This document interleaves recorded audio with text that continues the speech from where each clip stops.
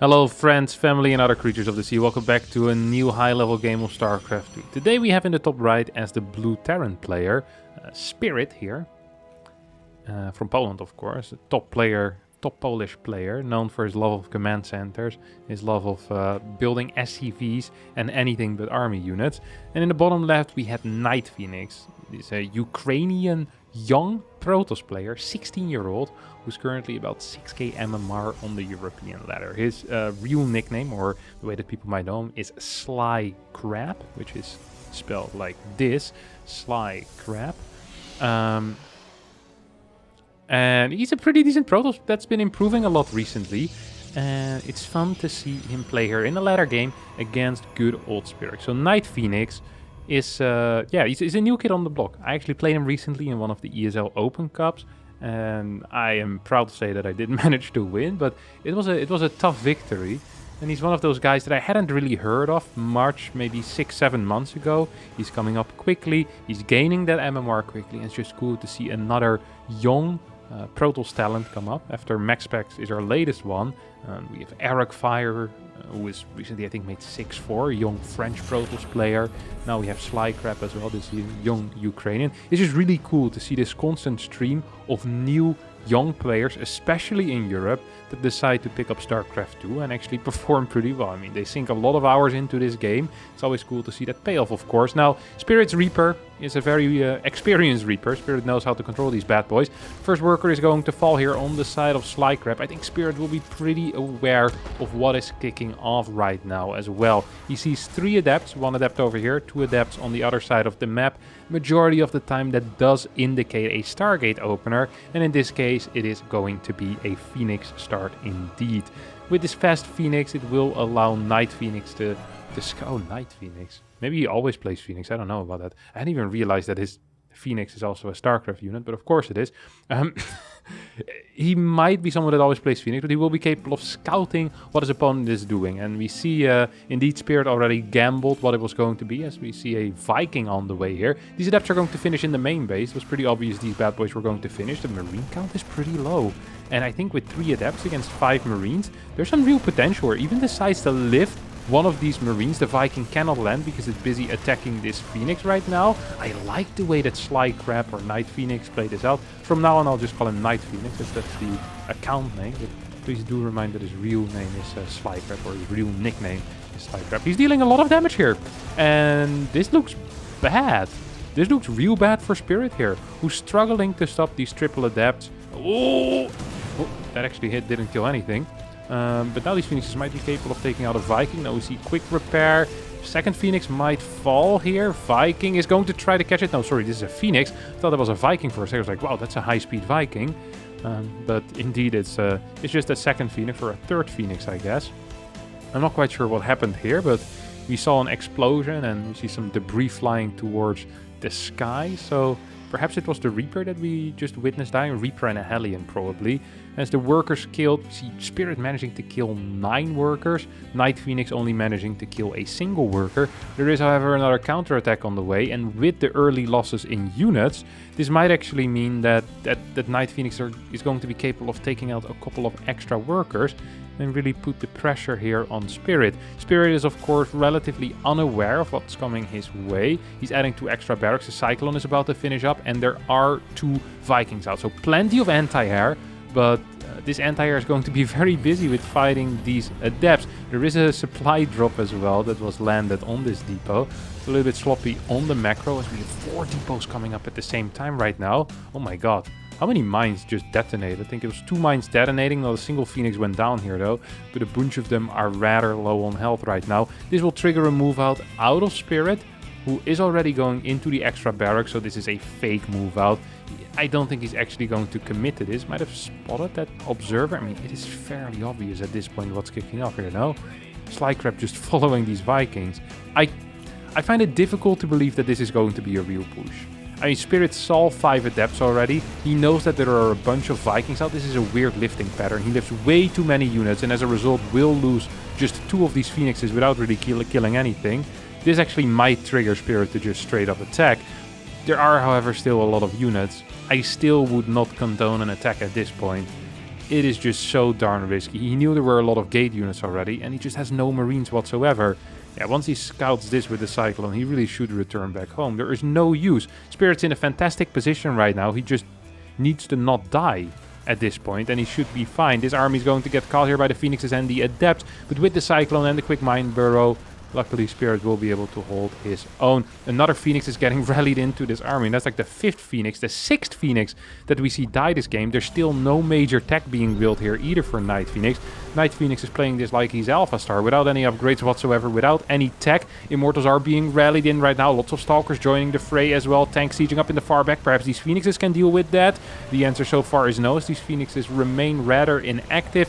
Here goes the tank though, as honestly, once again, a fight for Spirit in which he does lose a lot of valuable units, and the units lost, I think, looked slightly better before this. It's still completely fine though. He has a 3rd base done, worker count is better as well for Spirit, barracks 4 and 5 are on the way, upgrades are coming already, and just now the first Colossi is starting 7 minutes and 30 seconds into the game. First Marauder's already popping, 2nd tank is coming out as well. And I think that Night Phoenix is in an absolute world of trouble at this point. Doesn't quite get that SCV either. Spirit's going to try to move out with these Marines, but obviously will not be successful against this many Stalkers. Which don't have Blink, by the way. I would like to point everyone's attention to that. These are Stalkers without Blink. And as a result, might struggle a little bit if they get stimmed upon. So I'm glad that Night Phoenix does decide to return back home with these bad boys. Otherwise life would have been hard. Another Phoenix following. That's Phoenix number 7 this game already. Spirit taking a 3rd base, and honestly I think Spirit at this point could consider moving out. I mean, he scans the army, sees the complete lack of, well, doesn't actually see it properly. He sees that there were a couple of Stalkers, he saw a Colossus as well. Didn't see much else. Double batteries being thrown down here. Night Phoenix continuing to move around with a high Phoenix count. It's crazy to me that he has 4 Phoenixes again already. He's building a 5th Phoenix while he already lost 7. That basically translates to already having 11 Phoenixes built at this point in the game. That's almost continuous Phoenix production from like the 4-minute mark. He's gonna take out a bunch of SCVs. This is a good trade here as he trades energy out for SCVs. Ooh, Spirit is afraid. Spirit believes that he's under attack. I think Spirit might just be misreading this game. Spirit is the one that is not under attack. Well, his mineral line was under attack, but there's absolutely no way that Night Phoenix is going to start marching across the map and actually deal some damage here to Spirit. I just don't think that is viable right now. I mean, there are tanks, and even without these bunkers, there's plenty of units on the ground to deal with it. This drop is going to get cleared by these Phoenixes as well, as the Phoenix count, like I mentioned, back at 5 right now. Yeah, I just don't think that drops are going to be super viable. Night Phoenix taking a 4th base and finally getting into those upgrades. The charge, the thermal lens, the +1, all of these very important Protoss upgrades that are sometimes difficult to get to when you open up with the Phoenix because you're investing so much gas into these air units. Prism gets built here. I not recommend Night Phoenix at this point to do any type of timing push. There are so many Stalkers in his army. There's no Archons. Even if there were Archons and more Zealots, there are Ghosts on the way already. And on top of that, Spirit has a setup that would make any aggressive army blush, because getting through these depots, these bunkers and these turrets is going to be one hell of a task. This Prism should be used for nothing but harassment in towards the main base. There are no turrets in position yet, so perhaps that is a viable solution to the problem of what to do with that War Prism. Night Phoenix keeps his 69 worker count for now. I wouldn't mind if it goes up to 75, 76. At the same time, he's already he's mining out mainly just the main. Natural is still kind of open, and we're lacking 6 workers there. Some major saturation on the 4th base already, but no gases. The Templar Archives gets thrown down, but I think it's just going to be a little bit too late here, because Ghosts are out already, and once Enhanced Shockwave finishes, life is just going to be pretty difficult for these Archons.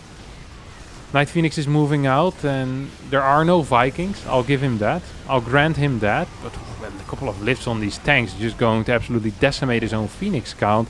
Tanks in the back still firing as well. We see a lift on this command center. If the CC falls, though, that could be big. CC does end up falling. Night Phoenix losing a lot of army. We now see a big jump on top of this army. Prism gets sniped down as well, and that might mean that these Colossi and Stalkers are in trouble. 126 supply against 105.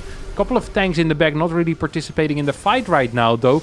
These clothed Ghost will not be capable of quite dealing with this, as immediately we see a load up into the medevacs. Now the fort base is mining, that fort base is now a third base, and a new fort base will need to be constructed, as we see the main base flying over here, out of Spirit deciding, okay, it is time to take some of these nuclear measures here and actually fly that main over to the fort. So he's going to stick with triple orbital commands. He still has 70 workers, which is huge. Viking production is starting, and once again, after winning a fight, rather than taking map control, decides to just bunker up harder, and this is going to allow Night Phoenix to just take another base. The moment you bunker up like this, the moment you decide, I'm never going to move out, even if it's only to take some type of map control against, let's be real here, an army that has no catch whatsoever, a single Phoenix, 10 Stalkers without blink. How are you ever going to catch medevacs in this game? It is going to be simply impossible. But the moment you never move on the map, as the Terran, you give the Protoss free reign, and Protoss can just march across the map, attack wherever they want. I mean, you're building tanks, so it's not like your army can get chased either. Dark Shrine is on the way, 5th base is starting as well. I still would absolutely love and adore if Night Phoenix decides to just throw down 7, 8 extra workers. The Prism in the main base goes in empty, but starts warping in immediately and could deal some major damage here. Now, let's not forget that the bio units have 2-2. Night Phoenix once again moving into a position that is well sieged up. Move slightly back with these Colossi, making sure that the tanks can't focus fire it down, but this was not the fight that Night Phoenix was looking for, as the Zealots in the main base might need to get picked up at this point. Could definitely save 4 of these Zealots. Now with the Vikings showing up, this Prism needs to be careful. Vikings just barely missing that Prism, as it stays in a rather unlikely position. And Spirit right now is like, wait, where did you go? Did you really manage to escape without me seeing it? It's like, oh, whatever. Send the Vikings back to the left side. And this Prism probably has no clue whatsoever how lucky it just was here. Fourth command center on the way here. Looks like a 5th, but is a 4th. Extra barracks being constructed as well. A forward turret, perhaps to deal with DTs slightly easier as well. I think this turret managed to spot this warp in, right? Vikings being sent over towards the right side. Once again, an army here on the left trying to poke forward, kill a tank or two. And Night Phoenix with very aggressive plays. Very aggressive. Oh my god, that was good. Aggressive army movement as well at the same time. This run by dealing a fair amount of damage. It's not being pulled back though. Is there Dark Templar blink? There is not, so it can be difficult to pull him back, but at least could have tried to save some of it rather than just straight up attacking into a bioforce that looks way superior. Small army on the left side here, as the Prism finally will get killed, and that means that no more reinforcements in towards the main base will be possible. +3 attack is on the way, +2 vehicle weapons is about to finish up as well, and Spirit still staying completely confined to his own 3-4 bases here. This command center is taking quite the journey here towards the 5th. I mean, if you're too afraid to fly straight towards your 5th base, perhaps it's not time to take a 5th base yet, Spirit. And once again, lots of medevacs in this army, but no move out whatsoever. And this is a... I think this is an error in judgment. Even just having 2 medevacs on the map on the right side, denying vision, is going to grant you so much more freedom in defending your opponent's army as well, because it forces the TOS to keep army at home, it forces the TOS to fight over watchtower vision, it makes it easier to take extra bases as well for Terran. But Spirit, the way that he's playing right now, he's kind of like a sitting duck, and whenever Night Phoenix feels like fighting, Night Phoenix is going to fight. Throws a couple of disruptor balls, moves back, throws a couple of disruptor balls, Colossi obviously dishing out a fair amount of damage as well. He says, well, that was fun and all. Let me just see if I can wait out the cooldown here for these disruptors. A couple of liberators on the way right now. But once again, a siege unit will not be super useful in breaking out of this position. There are plenty of tanks already. Well, actually only 3. It's probably not plenty of tanks. These DTs will not be capable of achieving too much. Shadow Stride is on the way as well, which will help the survivability of these DTs and also their ability to dish out damage a bit quicker onto buildings, jump over depot wells, that type of stuff. Only 2 Vikings in this army. Interesting blink forward though.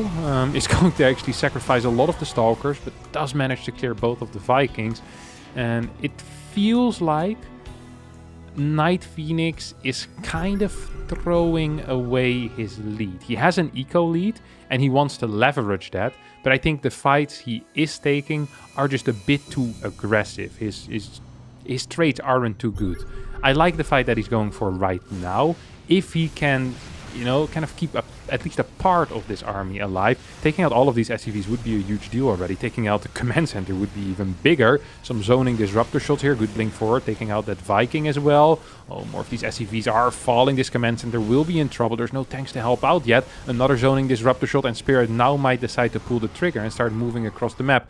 We of course still have these DTs over here, but Liberators and a bunker will be capable of defending that. Here come more Zealots being warped in right now. Disruptors not quite in the position to throw the perfect balls. Here we go. Kind of whiffs with all of these balls. Only a single disruptor shot left, and that's going to hit absolutely nothing. I think Night Phoenix is in a bit of trouble here. We see Spirit slowly but surely leapfrogging forward with these tanks. And I think that Night Phoenix here, I'm not so sure. It's going to be very, very close. Couple of EMPs still available. We see 2 EMPs on the Archons, on the Stalkers.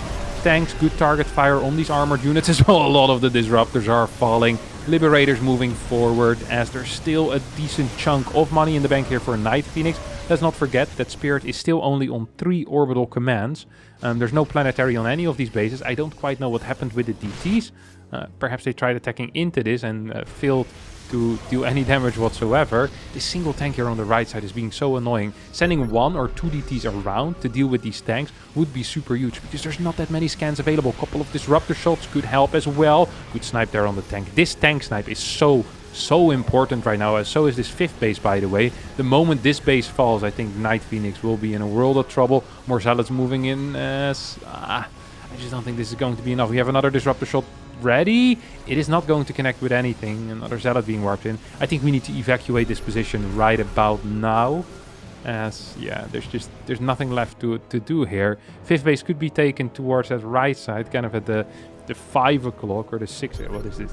All of these bases feel like fake 6 o'clock bases. More like a 5 o'clock, I guess. This is a good move out of Night Phoenix. Taking out the reinforcements rather than trying to engage into this army. Takes out a tank, which is huge. Really, that leapfrogging ability of Spirit's army has absolutely been key in taking out that left side 5th base, and will be key in taking out this forward 4th base as well. Now, of course, an added obstruction is here with these double batteries. The potential of a super battery.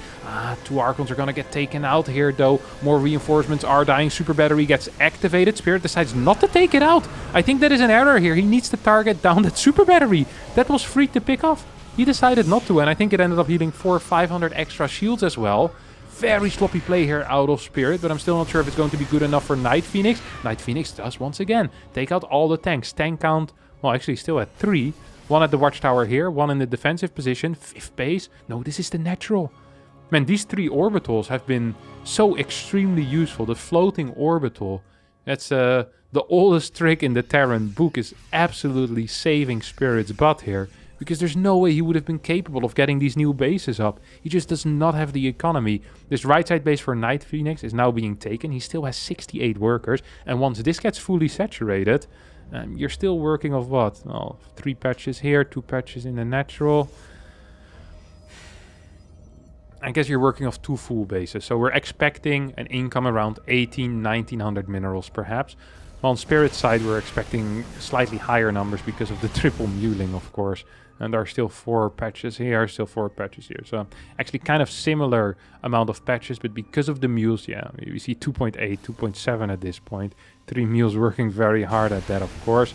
As once again, Night Phoenix trying to get a good fight, wants to fight outside of the range of these tanks, but does not quite succeed. Spirit decides to move in, snipe the Colossi, Disruptors, only thing left. GG gets called, Spirit wins the game, but what a game it was. How many Phoenixes have died this game? Freaking 12 Phoenixes, 57 Stalkers, and 9 Colossi. It's been a game with lots of losses, with almost continuous fighting, but in the end, the unit lost just a bit too much here for Night Phoenix. I mean, it's just not possible. Look at that. Resources lost, and yeah, that's not a healthy looking number. It just shows that he really was outmining his opponent for the majority of the game, but Spirit just taking superior fight after superior fight. And if that is something that Night Phoenix can fix, he definitely is someone that I could see do well in an EPT, or at least qualify for one of these ESL Pro Tours this year. one of these local ones in Europe, of course. Fantastic to see. Just for a little bit of context and to make everyone feel bad, this guy was born in 2005. So a young lad at 6K. Great to see once again. Thanks everyone for watching. I hope you did enjoy it. If you did, don't forget to hit the like button, subscribe to the channel, and I hope to see all of you next time. If you guys want to see more games of Night Phoenix / SlyCrab, I can perhaps ask him for some replays, and I can get a bit more of that, because it seems pretty fun. His playstyle seems cool as well. He's an active, aggressive player, so actually I'll just see if I can get some of his. He seems cool. Alright, that's going to be it for me today. Thanks all for watching, and I'll see all of you next time. Bye-bye.